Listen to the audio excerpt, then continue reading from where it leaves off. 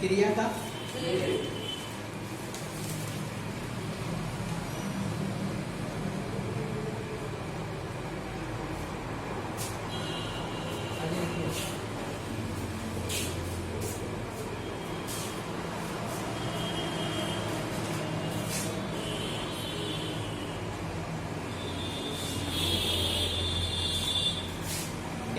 Heading नहीं है, without heading. Small N अब क्रिया की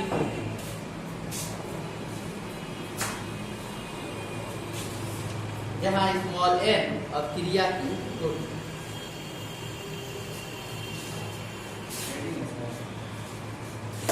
आगे लिखेगा माना एक अवधि में, पैराग्राफ चेंज करके माना एक अवधि में निम्नवत हो रहे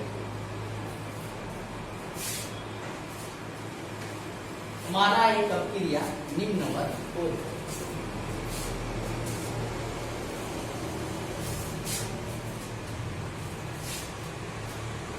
अब इसको समझिएगा, एक क्रिया को दिखाना है हमको और उसके लिए क्या करना है, बताना है। एक उसके लिए थोड़ा फार्मूला हमको ड्राइव करना है। तो फार्मूला अगर ड्राइव करना है, ये जो A है, A कन्वर्ट हो रहा है B, इसमें कन्वर्ट हो रहा है B। जाहिर सी बात है A जो होगा वो रिएक्टेंट होगा, अभिकारक होगा, जो B होगा वो क्या होगा, उत्पाद, प्रोडक्ट। एक यहाँ देखिए इसको क्या कहेंगे, अभिकारक जो एरो के उधर होता है वो अभिकारक, एक और जो एरो के उधर होता है वो क्या होता है, उत्पाद होता है ना। तो देखो, तो ये हमारा रिएक्टेंट है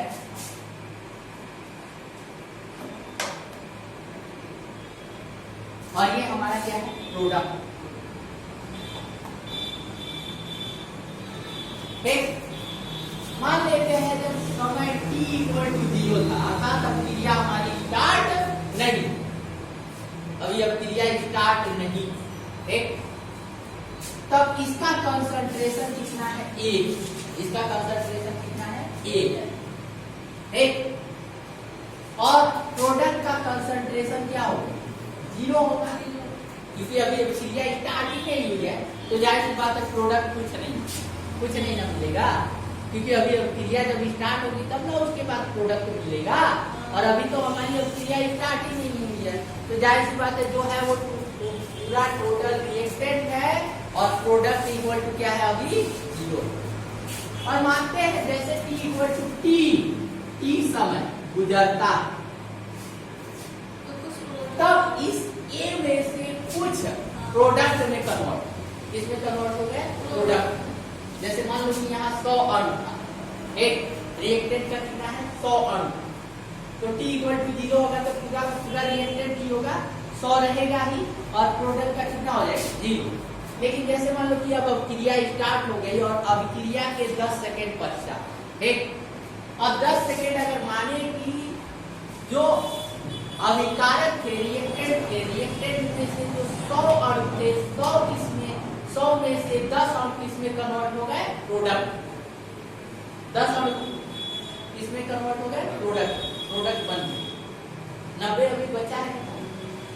तो मान लीजिए कि t समय बीतता है तो x और प्रोडक्ट में कन्वर्ट हो, कितना प्रोडक्ट में कन्वर्ट होता है, x।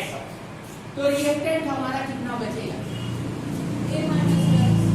बिल्कुल सही, A-x, क्योंकि घट जाएगा ना, और जब घट जाएगा तो जाहिर सी बात है A-x। अब हमको निकालना है क्रिया का वेग या क्रिया की दर या रेट ऑफ रिएक्शन, ठीक। अगर अब क्रिया का वेग निकालेंगे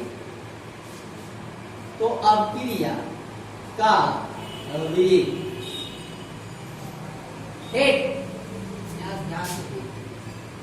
अब क्रिया का वेग इक्वल टू क्या, देखिए दो चीज, अब एकांक समय में अभिकारक की सांद्रता में परिवर्तन या एकांक समय में उत्पाद की सांद्रता में परिवर्तन, दोनों के रूप में। कैसे, जैसे आप जानिए पहले t = जब 0 था, समय इक्वल टू कितना था, तो रिएक्टेंट ए के 100 होते और बी का कितना होगा 0 होगा ना।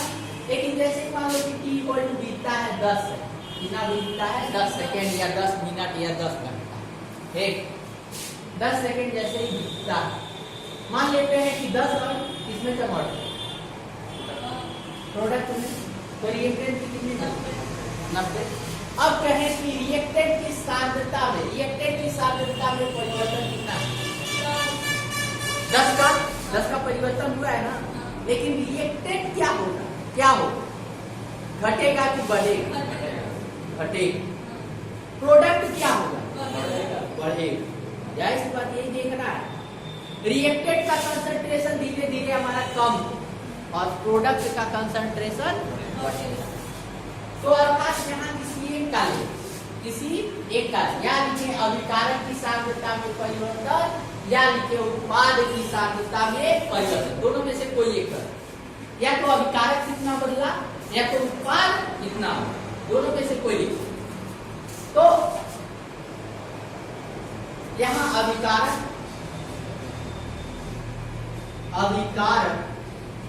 की सांद्रता में परिवर्तन,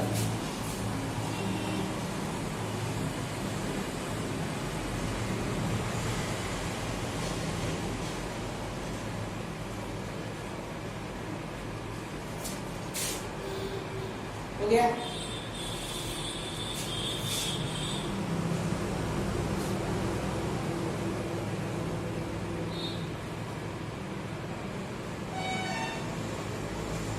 क्या हो जाएगा, समय अभिकारक की सांद्रता में परिवर्तन इतना लिखे,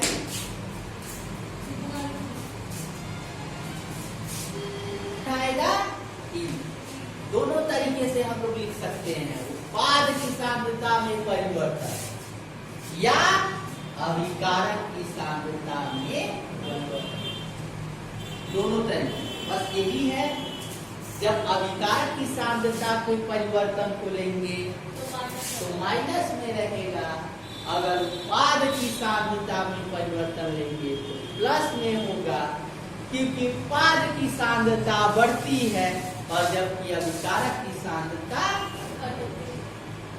घटेगा तो माइनस, घटेगा तो या एक अभी हमने कहा कि दोनों तथ्यों को लिखे, उत्पाद कर देते हैं तो यहाँ क्या, उत्पाद की सांद्रता में परिवर्तन बटा समय। अगर समयांतराल, यहाँ भी देखो यहाँ परिवर्तन ही है, समयांतराल यानी परिवर्तन, वहां भी क्या करते हैं, इसमें से इसको घटाएंगे, अंतिम में से प्रारंभ। जहां अंतराल है या परिवर्तन है तो दोनों एक ही चीज होता है, और हमेशा ये चीज करते हैं, अंतिम में से प्रारंभिक को घटाते हैं। ऐसा कभी मत करना कि प्रारंभिक में से अंतिम को, ऐसा नहीं करना, एक हमेशा नियम नहीं।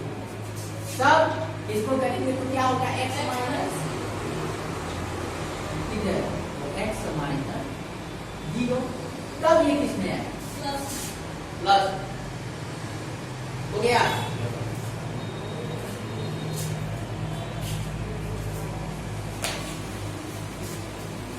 नोट कर लो, केवल इतना ही नोट करना है, और केवल ये फिर से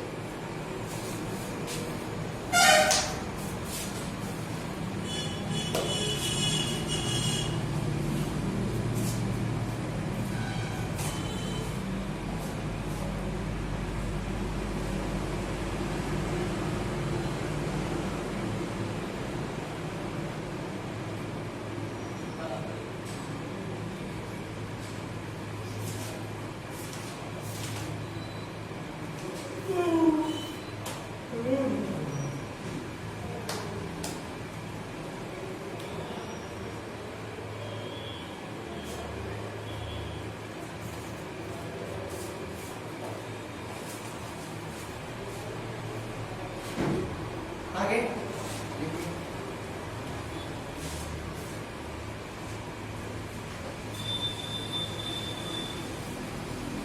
अगली लाइन, अब क्रिया का तात्क्षणिक वेग अब क्रिया का तात्क्षणिक वेग,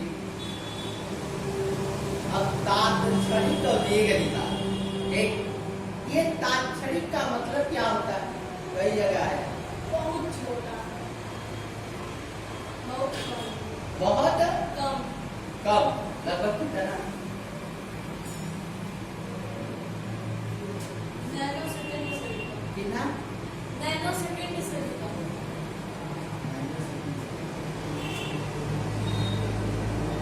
नैनो सेकंड से और छोटा नहीं हो सकता है। वाइफ का उससे भी कम।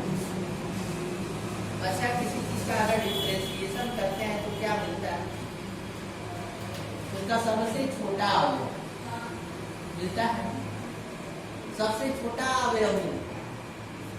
उसी तरह यहाँ अगर टाइम का इंटीग्रेशन और डिफरेंशिएशन करते हैं तो टाइम का सबसे छोटा पार्ट और टाइम के सबसे छोटे पार्ट को ही हम कहते हैं क्षण। इसको सेकंड या नैनो सेकंड या मिली सेकंड में मापा नहीं जा सकता।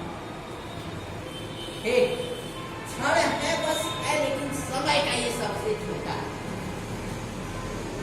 है।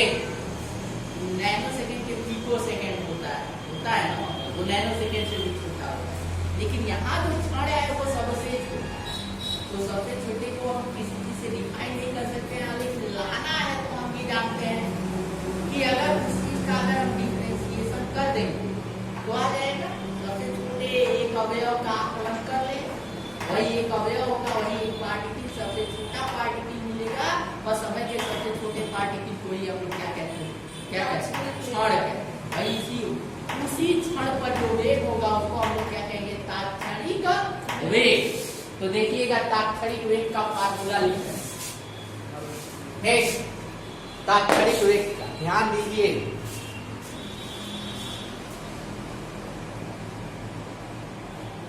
अभिक्रिया, इसी अभिक्रिया के लिए अभिक्रिया का तात्क्षणिक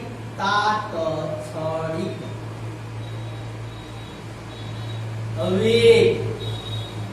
अब यहाँ देखिए, अब क्रिया का वेग इक्वल टू होता है अभिकारक की सांद्रता में परिवर्तन बटा क्या होता है? समयांतर। इस फार्मूले को हमेशा याद रखें। एक अभिकारक की सांद्रता में परिवर्तन बटा समयांतरा, या ये भी लिख सकते हैं उत्पाद की सांद्रता में परिवर्तन बटा समयांतरा।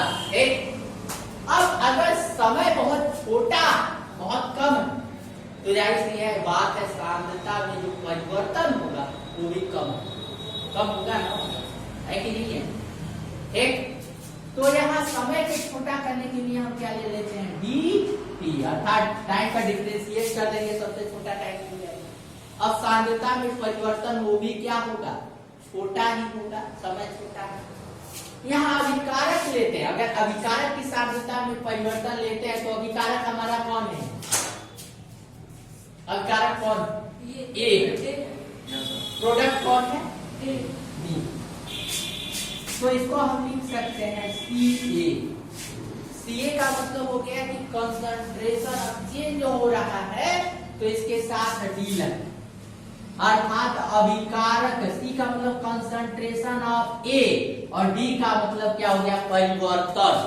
एक लेकिन अभिकारक की सांद्रता का परिवर्तन जब लेते हैं तो उसके साथ साइन चिन्ह कौन सा लगेगा?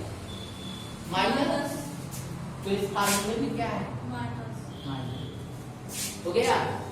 इक्वल टू अगर हम कहें उत्पाद की सांद्रता को परिवर्तन ले ले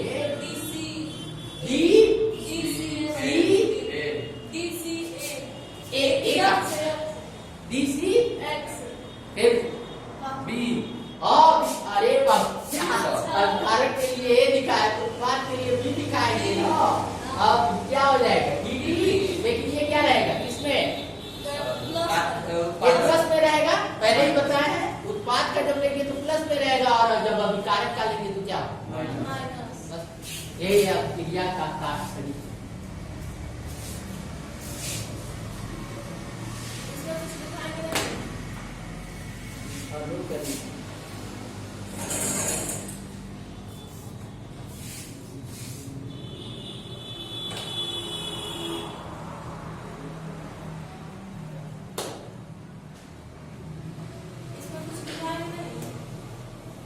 बाबू अवक्रिया का तात्क्षणिक वेग, बस और लिख लो हम बोलते हैं अपने मन से।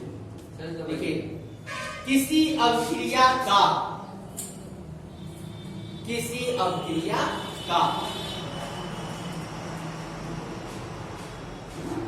बहुत सूक्ष्म समयांतराल में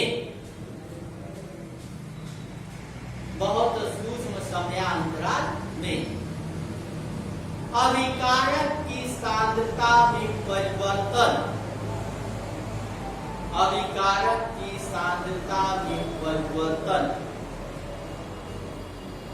को अवक्रिया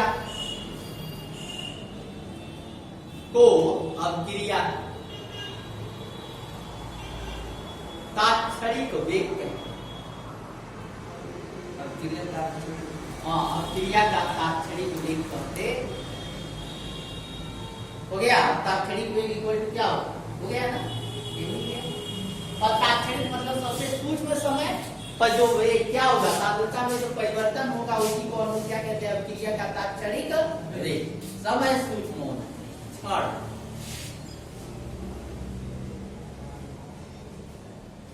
और तात्क्षणिक को कहते हैं इंस्टेंटेनियस।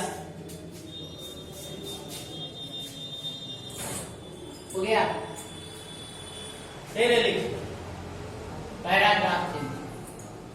माना एक अवक्रिया निम्नवत हो,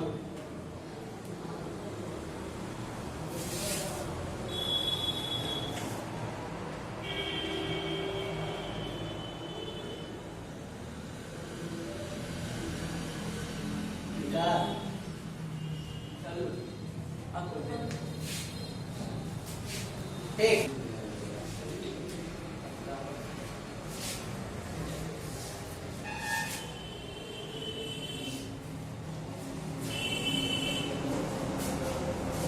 दो क्या है, अभिकारक है, और दो ही हमने उत्पाद लिया एक अभिलेख।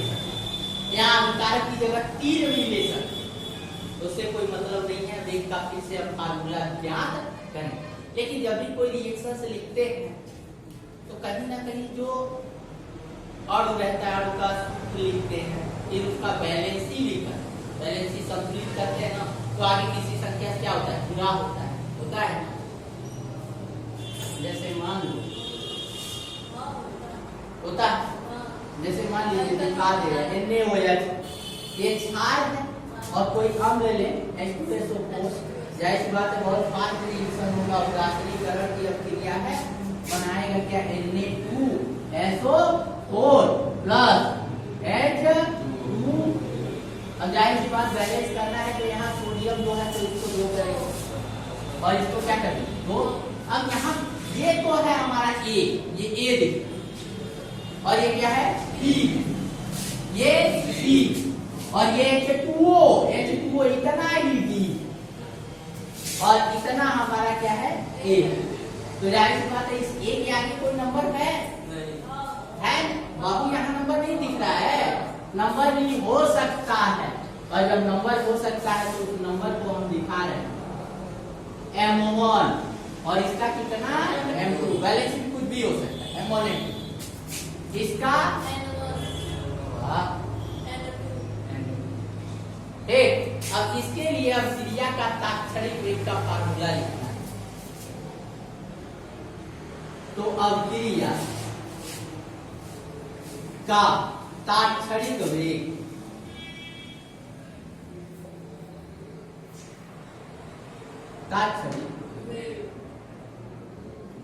इक्वल क्या लिखते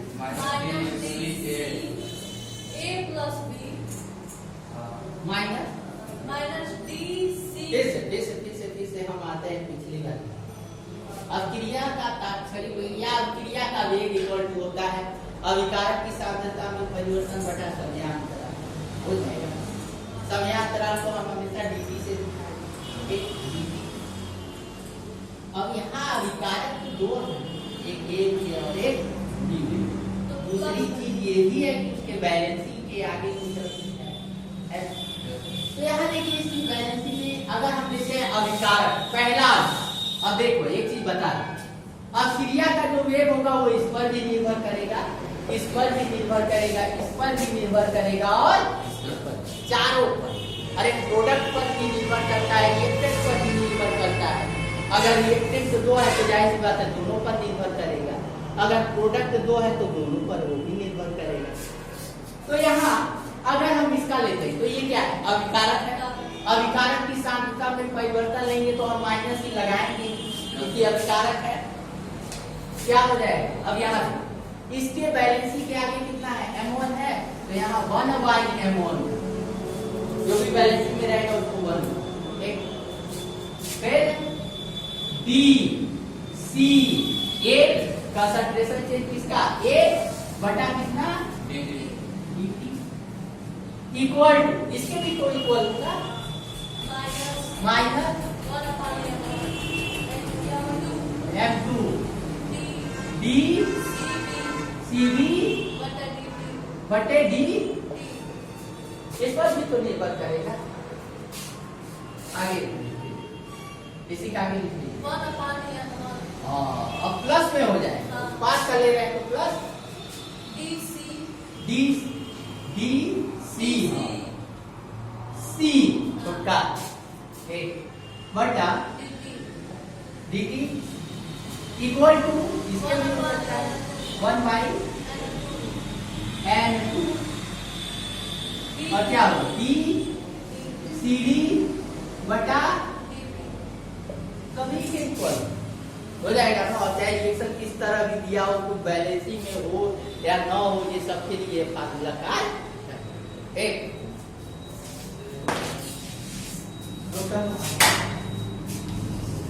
चलो